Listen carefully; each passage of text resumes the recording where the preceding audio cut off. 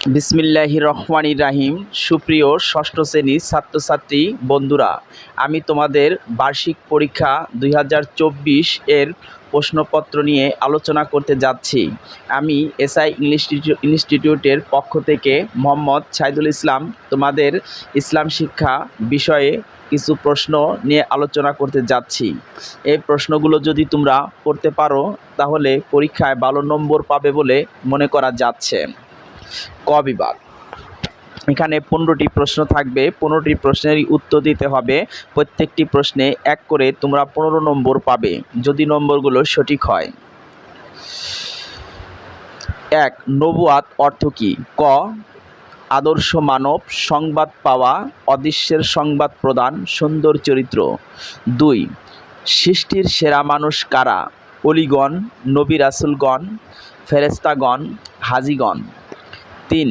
এবং আখিরাতি হচ্ছে চিরস্থায়ী আবাস, এটি কোন সূরায় আছে? ক. আন নিসা, খ. আল মাইদা, গ. আল মুমিন, ঘ. আন নূর। তাআম্মুম শব্দের অর্থ কী? ক. ব্যবহার, খ. অলস হওয়া, গ. ইচ্ছা করা, ঘ. পবিত্র হওয়া। 5. গোসলের ফরজ কোনটি? ক. 2 হাত ধৌত করা, খ. কুলি করা, গ. পা ধৌত করা, ঘ. মাথা মাসেহ করা। 6. যে সূরাটি দ্বারা সমগ্র কোরআনের সারসংক্ষেপ বোঝানো হয়েছে? ক. সূরা আল কাদর, সূরা নাস, সূরা ফাতিহা, ঘ. সূরা আসর। 7. ফাতিহার অভিশপ্ত ও পথভ্রষ্ট দ্বারা বোঝানো হয়েছে? ক. কাফিরদের, খ. ইহুদিদের, গ. খ্রিস্টানদের, ঘ. ইহুদিদের ও খ্রিস্টানদের। 8. হযরত আসমা রাদিয়াল্লাহুকে মহানবী সাল্লাল্লাহু আলাইহি ওয়াসাল্লাম তার অমুসলিম মায়ের সাথে কেমন ব্যবহার করতে বলেছেন? ক. মুসলিমের মতো, খ. অমুসলিমের মতো, ঘ. মায়ের মতো, ঘ. স্বাভাবিক। 9. মহানবী সাল্লাল্লাহু আলাইহি ওয়াসাল্লাম আসার পথে মলমূত্র ত্যাগ করাকে কি বলেছেন? ক. খারাপ কাজ, খ. অপছন্দনীয় কাজ, গ. অভিসম্পদপূর্ণ কাজ, ঘ. অসুন্দর কাজ। 10. তোমাদের মধ্যে সেই ব্যক্তি শ্রেষ্ঠ যার চরিত্র উত্তম, কোন হাদিস গ্রন্থের বাণী? ক. বুখারী, খ. মুসলিম, গ. বুখারী ও মুসলিম, ঘ. বাইহাকী। 11. মহানবী সাল্লাল্লাহু আলাইহি ওয়াসাল্লাম এর জন্মের সময় আরবের সামাজিক অবস্থা কেমন ছিল? ক. সৌহার্দ্যপূর্ণ, খ. শান্তিময়, গ. ভয়াবহ ও জঘন্য, ঘ. সহনশীল। 12. হযরত মুহাম্মদ সাল্লাল্লাহু আলাইহি ওয়াসাল্লাম হেরা গুহায় একটানা কত বছর ধ্যানমগ্ন ছিলেন? 10 বছর, খ. 15 বছর, গ. 20 বছর, ঘ. 25 বছর। 13. ফিজার যুদ্ধের ভয়াবহতা যেটি গঠনে উৎসাহ যোগায়? ক. বাইতুল মাল, খ. বাইতুল হিকমা, গ. হিকমা ফুজুল, ঘ. হিলফুল ফুজুল। 14. মানুষ ফিকহ শাস্ত্রে ইমাম আবু হানিফা রাদিয়াল্লাহু আনহু এর মুখাপেক্ষী কার উক্তি? ক. ইমাম মুহাম্মদ রাদিয়াল্লাহু আনহু, খ. ইমাম শাফেঈ রাদিয়াল্লাহু আনহু, গ.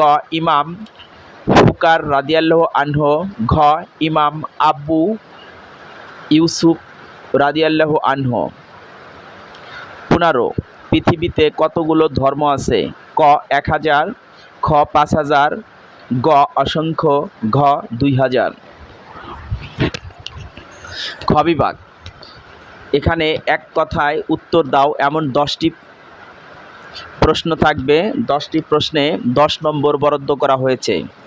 কারা সৃষ্টির সেরা মানুষ? 2. কারা আল্লাহ তাআলার বাণী মানুষের কাছে পৌঁছেছেন?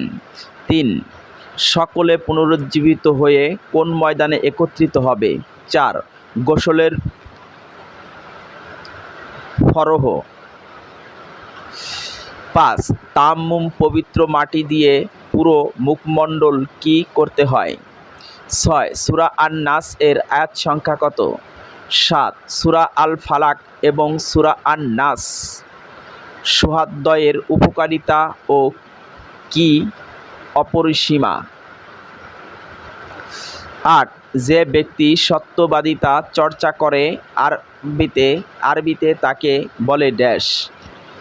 9. খাদিজা রাদিয়াল্লাহু আনহা নিঃসলুষ চরিত্রের জন্য কি নামে পরিচিত ছিলেন? 10. কে তার শাসনামলে কর্মের অক্ষর ব্যষ্টিকে বার্ষিক কর মওকুফ করে দিতেন? গ বিভাগ সংক্ষিপ্ত প্রশ্ন উত্তর। 5টি প্রশ্ন থাকবে, 5টি প্রশ্নের উত্তর দিতে হবে। 1. রিসালাতে বিশ্বাস গুরুত্বপূর্ণ কেন? 2. আয়াম্মুম কি? তায়াম্মুম করতে হয় কিভাবে? 3.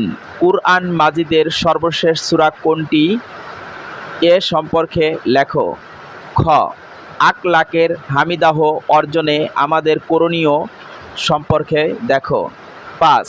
মহানবী সাল্লাল্লাহু আলাইহি ওয়াসাল্লাম সম্পর্কে খ্রিস্টান পাদ্রীর ভবিষ্যৎবাণীর বর্ণনা দাও। ঘ বিভাগ রচনামূলক প্রশ্ন। এখানে 8টি প্রশ্ন থাকবে, 5টি প্রশ্নের উত্তর দিতে হবে।